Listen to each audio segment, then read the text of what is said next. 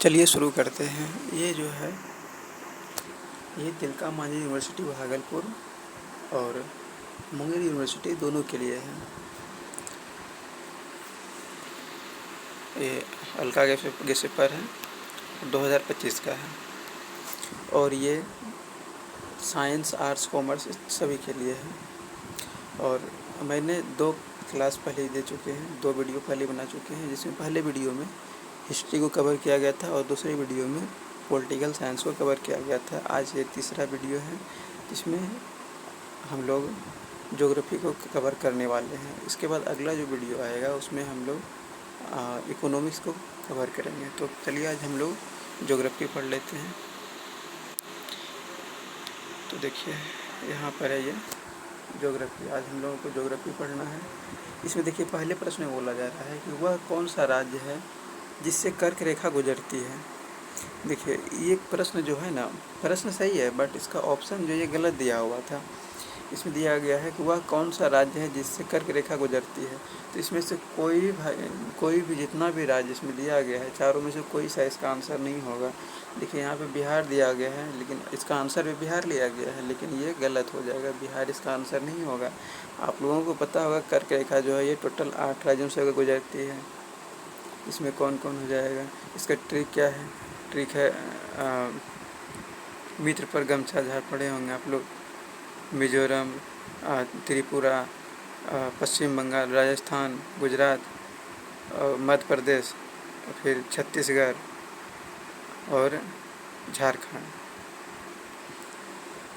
तो इसमें से कोई सा भी नहीं आ रहा है, तो बिहार के जगह पर हम लोग ऑप्शन बना लेते हैं झारखंड। इसका आंसर हो जाएगा झारखंड।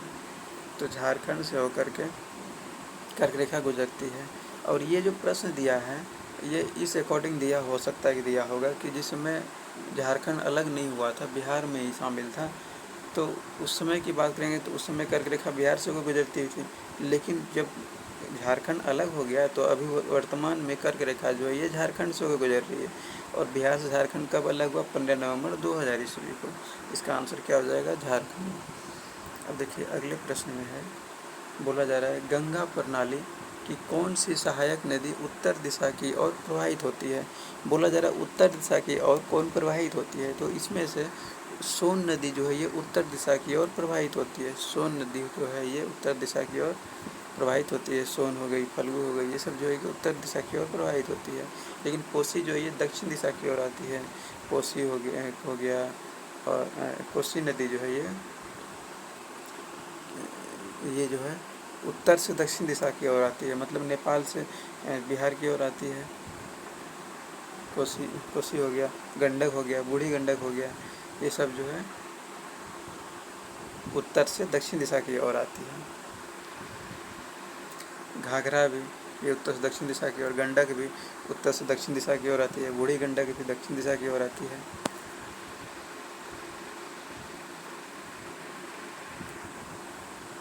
उसके बाद तीसरे नंबर प्रश्न बोला जा रहा है निम्न में से कौन सा राज्य भूमि प्रधान है। तो भूमि प्रधान की बात किया जा रहा है, तो भूमि प्रधान में कौन सा राज्य है? तो बिहार जो है ये भूमि प्रधान राज्य है। बिहार जो है ये भूमि प्रधान राज्य है।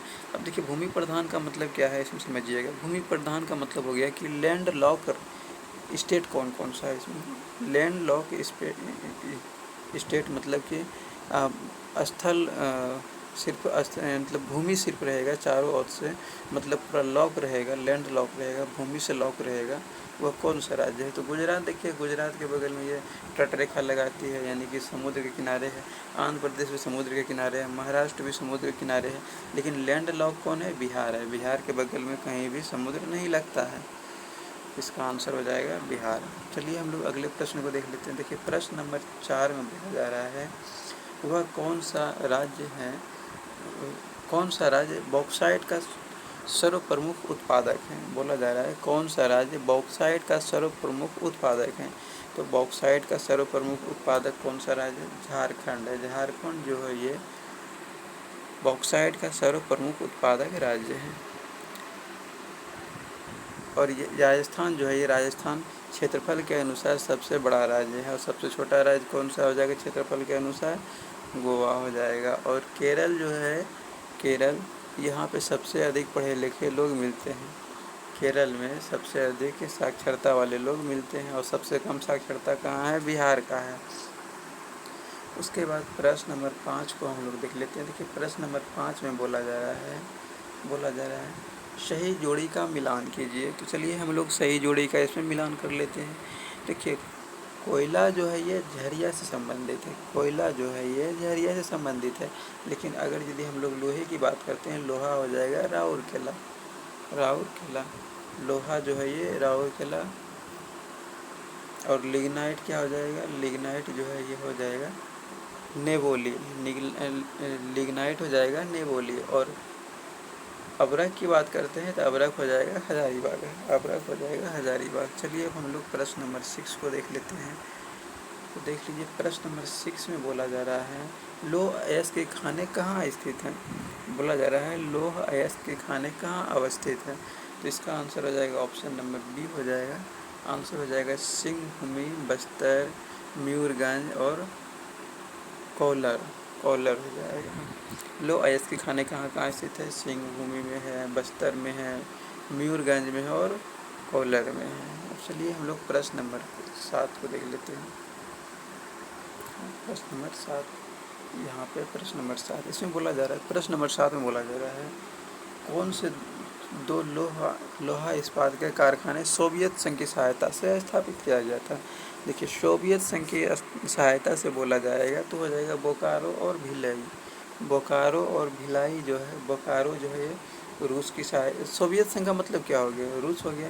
रूस की सहायता से बोकारो और भिलाई दोनों जो है कि इसी की सहायता से स्थापित किया गया था। रूस की सहायता से मतलब सोवियत संघ की सहायता से। और दुर्गापुर की हम लोग बात कर लेते हैं तो दुर्गापुर जो है ये ब्रिटेन की सहायता से स्थापित किया गया था। भिलाई तो रूस की सहायता से स्थापित किया गया था और बोकारो जो है ये रूस की सहायता से स्थापित किया गया था। अब चलिए हम लोग अगले प्रश्न को देख लेते हैं। प्रश्न नंबर 8 में हम लोग देख लेते हैं। तो देखिए प्रश्न नंबर 8 में बोला जा रहा है कि सिकंदरी किसके लिए प्रसिद्ध है? सिकंदरी किसके लिए प्रसिद्ध है? तो सिकंदरी जो किसके लिए प्रसिद्ध है? तो इसका आंसर हो जाएगा उर्वरक कारखाना के लिए। सिकंदरी जो किसके लिए प्रसिद्ध है? उर्वरक कारखाना के लिए प्रसिद्ध है। सिकंदरी जो है ये उर्वरक कारखाना के लिए प्रसिद्ध है। चलिए हम लोग प्रश्न नंबर 9 को देख लेते हैं। प्रश्न नंबर 9 में बोला जा रहा है भारत के राज्यों के बीच क्षेत्र की दृष्टि से बिहार की स्थिति क्या है? बोला जा रहा है कि क्षेत्रफल के अनुसार बिहार कितने नंबर पे आता है? बिहार राज्य जो है वो क्षेत्रफल के अनुसार कितने नंबर पे आता है? इसका कहने का मतलब ये हुआ। तो क्षेत्रफल के अनुसार अगर यदि हम लोग बिहार की बात कर लेते हैं तो ये 11वां सबसे बड़ा राज्य है, 11वां सबसे बड़ा राज्य है। उसके बाद देखिए 10 नंबर प्रश्न में बोला जा रहा है कि जनसंख्या की दृष्टि से भारत के राज्यों के बीच बिहार का क्या स्थान है? बिहार के स्थान की बात किया जा रहा है कि जनसंख्या के अनुसार बिहार कितने नंबर पे आता है? कितने नंबर पे आता है? तीसरे नंबर पे आता है। पहले नंबर पे कौन आता है? तो पहले नंबर पे हम लोग बात कर लेते हैं। तो पहले नंबर पे आता है उत्तर प्रदेश, पहले नंबर पे उत्तर प्रदेश आता है। उसके बाद महाराष्ट्र आता है, फिर बिहार आता है, उसके बाद पश्चिम बंगाल आता है। अब चलिए हम लोग अगले प्रश्न को देख लेते हैं। प्रश्न नंबर 11 में देख लीजिए बोला जा रहा है कि बिहार को काटकर एक नया राज्य झारखंड बनाया गया। किस वर्ष झारखंड अस्तित्व में आया? मतलब जो है बोला जा रहा है इसमें कि बिहार से झारखंड कब अलग हुआ? कब अलग हुआ? तो 15 नवंबर 2000 ईस्वी को अलग हुआ था। 15 नवंबर 2000 ईस्वी को 15 नवंबर 2000 ईस्वी को बिहार से झारखंड अलग हुआ। चलिए इसमें हम लोग थोड़ा सा और कुछ एक्स्ट्रा पॉइंट देख लेते हैं। तो सबसे पहले देखिए बिहार जो है वो पश्चिम बंगाल से अलग हुआ है। बिहार पश्चिम बंगाल से 1912 ईस्वी में 22 मार्च 1912 ईस्वी में 22 मार्च 1912 ईस्वी में पश्चिम बंगाल से बिहार अलग हुआ है। और बिहार से उड़ीसा जो अलग हुआ ये 1936 ईस्वी में हुआ है। 1936 ईस्वी में बिहार से उड़ीसा अलग हुआ है। उसके बाद फिर बिहार से झारखंड कब अलग हुआ है? तो बिहार से झारखंड अलग हुआ है 15 नवंबर 2000 ईस्वी को, 15 नवंबर 2000 ईस्वी को। अब चलिए हम लोग प्रश्न नंबर 12 को देख लेते हैं। तो प्रश्न नंबर 12 में बोला जा रहा है भारत के राज्यों में क्षेत्र की दृष्टि से झारखंड का क्या स्थान है? देखिए क्षेत्रफल की दृष्टि से झारखंड का स्थान की बात किया जा रहा है तो इसका हो जाएगा 15वां सबसे बड़ा राज्य है। झारखंड जो है ये भारत में 15वां सबसे बड़ा राज्य है। और बिहार की बात कर लेंगे तो बिहार कितने नंबर पे आता है? 11वें नंबर पे आता है। अब चलिए हम लोग देख लेते हैं। प्रश्न नंबर 13 में बोला जा रहा है कि जनसंख्या की दृष्टि से भारत के राज्यों में झारखंड का स्थान क्या है? देखिए, जनसंख्या की दृष्टि से झारखंड का स्थान बोला जा रहा है तो 13वां स्थान हो जाएगा, 13वां। लेकिन यही अगर हम लोग बिहार की बात कर लें कि बिहार जनसंख्या की दृष्टि से कितने नंबर पे आता है, तो बिहार तीसरे नंबर पे आता है। अब चलिए हम लोग प्रश्न नंबर 14 में देख लेते हैं। प्रश्न नंबर 14 में बोला जा रहा है कि क्षेत्र की दृष्टि से बिहार का सबसे बड़ा जिला कौन सा है? बोला जा रहा है कि क्षेत्रफल की दृष्टि से बिहार का सबसे बड़ा जिला कौन सा है, तो कौन सा हो जाएगा? पश्चिमी चंपारण जो है ये सबसे बड़ा जिला हो जाएगा। क्षेत्रफल की दृष्टि से बिहार का सबसे बड़ा जिला कौन सा हो जाएगा? पश्चिमी चंपारण हो जाएगा। और इसी में अगर यदि हम लोग सबसे छोटा जिला की बात कर लेंगे क्षेत्रफल के अनुसार, तो सबसे छोटा हो जाएगा शिवहर हो जाएगा। और यही हम लोग अगर यदि जनसंख्या की बात कर लेते हैं तो सबसे अधिक जनसंख्या, सर्वाधिक जनसंख्या पटना में है। और सबसे कम जनसंख्या की बात कर लेंगे हम लोग तो सबसे कम जनसंख्या हो जाएगा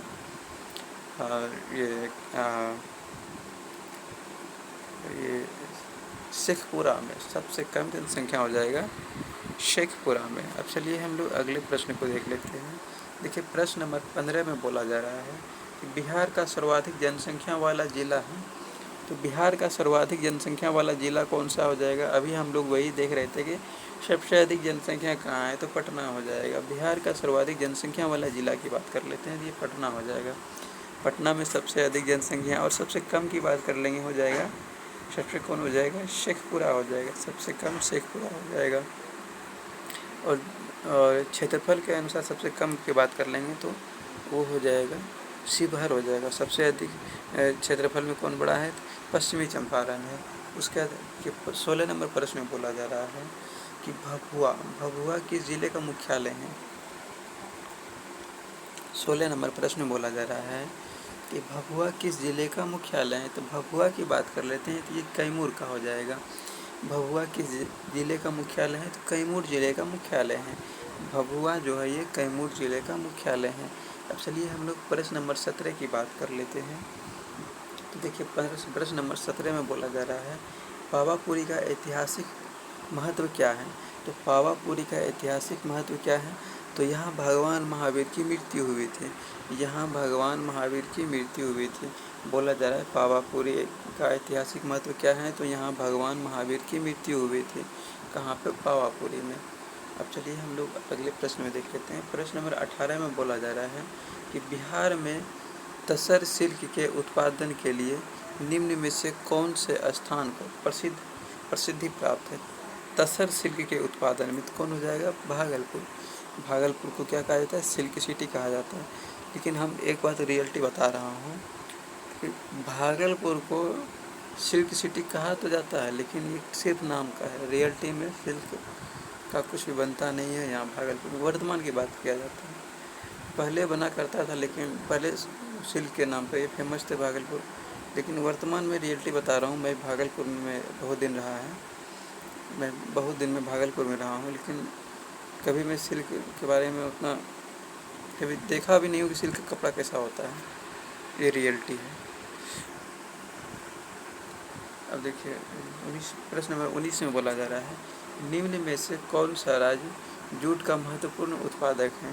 जूट का महत्वपूर्ण उत्पादक राज्य की बात किया जा रहा है तो कौन सा हो जाएगा? बिहार हो जाएगा। बोला जा रहा है निम्न में से कौन सा राज्य जूट का महत्वपूर्ण उत्पादक है? जूट का महत्वपूर्ण उत्पादक की बात करेंगे तो बिहार हो जाएगा।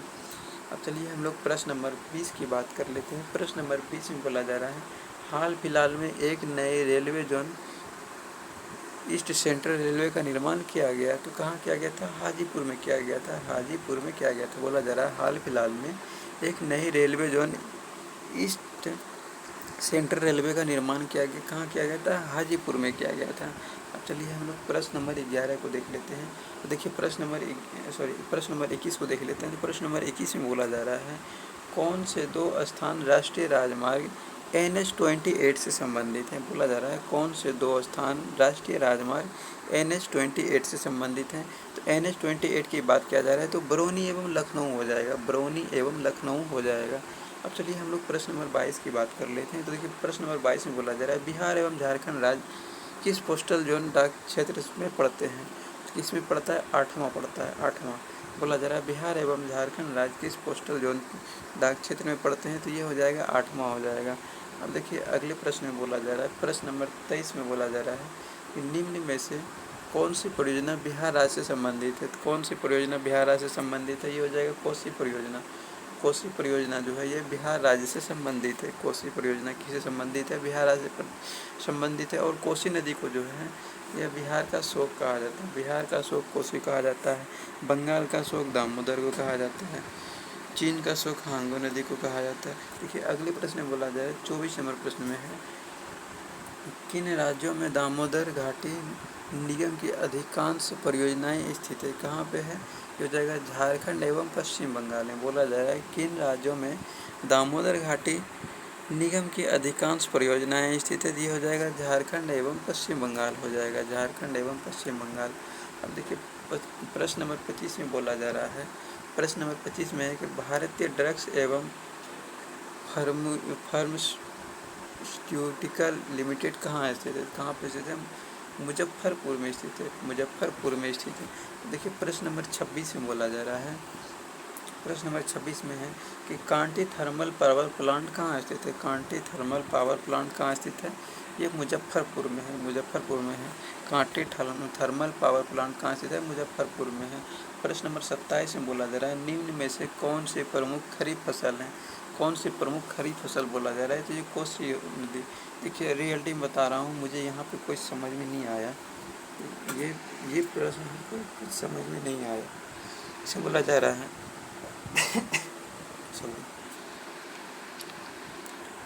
बोला जा रहा है निम्न में से कौन सी प्रमुख खरीफ फसल है। खरीफ फसल है तो फसल की बात किया जाता है, लेकिन इसमें कोसी नदी दिया जा रहा है। इसमें हमको कुछ समझ में नहीं आया, तो इसको रहने दीजिए। देखिए प्रश्न नंबर 28 की बात कर लेते हैं। प्रश्न नंबर 28 में बोला जा रहा है किसे प्रायः बिहार का शोक कहा जाता है। तो अभी हम आप लोगों को बताएं कि बिहार का शोक किस नदी को कहा जाता है, तो बिहार का शोक कोसी नदी को कहा जाता है। बंगाल का शोक किस नदी को कहा जाता है, बंगाल का शोक दामोदर नदी को कहा जाता है। चीन का शोक किस नदी को कहा जाता है, चीन का शोक हांगो नदी को कहा जाता है। अब चलिए हम लोग अगले प्रश्न की देख लेते हैं। तो प्रश्न नंबर 29 की बात कर लेते हैं। प्रश्न नंबर 29 में बोला जा रहा है एक खगोलीय इकाई औसत दूरी है। एक खगोलीय इकाई का औसत दूरी क्या कहलाता है, पृथ्वी एवं सूर्य के बीच की दूरी कहलाता है। पृथ्वी एवं सूर्य के बीच की दूरी को खगोलीय इकाई कहा जाता है, खगोलीय एकक कहा जाता है। अब हम लोग प्रश्न नंबर 30 की बात कर लेते हैं। प्रश्न नंबर 30 में है हम सदैव चंद्रमा का चेहरा देखते हैं क्योंकि। बोला जा रहा है हम सदैव चंद्रमा का चेहरा देखते हैं क्योंकि यह पृथ्वी का चक्कर काटने तथा अपनी धुरी पर परिक्रमा करने में समान समय लेता है। यह पृथ्वी का चक्कर काटने तथा अपनी धुरी पर परिक्रमा करने में समान समय लेता है। अब उसके बाद अगले प्रश्न में बोला जा रहा है, प्रश्न नंबर 31 में है कि निम्न में से कभी भी सूर्य की सीधी या ऊर्ध्वाधर किरणों को प्राप्त नहीं करेगा। कौन नहीं करेगा, जम्मू कश्मीर नहीं करेगा। बोला जा रहा है निम्न में से कौन कभी भी सूर्य की सीधी या ऊर्ध्वाधर किरणों को प्राप्त नहीं करेगा, तो ये हो जाएगा जम्मू कश्मीर हो जाएगा। उसके बाद देखिए अगले प्रश्न में प्रश्न नंबर 32 और ये अंतिम प्रश्न है, आज का अंतिम प्रश्न है। इसमें बोला जा रहा है दिन एवं रात की लंबाई का अंतर बढ़ता जाता है जैसे कि कोई बढ़ता है कैसे, विषुवत रेखा से ध्रुव की ओर। जैसे विषुवत रेखा से ध्रुव की ओर बढ़ता है तो दिन और रात की लंबाई में अंतर बढ़ते जाता है। तो आज के लिए इतना रहने देते हैं और अगले क्लास में हम लोग देखने वाले हैं अर्थशास्त्र को। देखिए अर्थशास्त्र इसके बाद तो हम लोग इसके बाद इकोनॉमिक्स को देखने वाले हैं।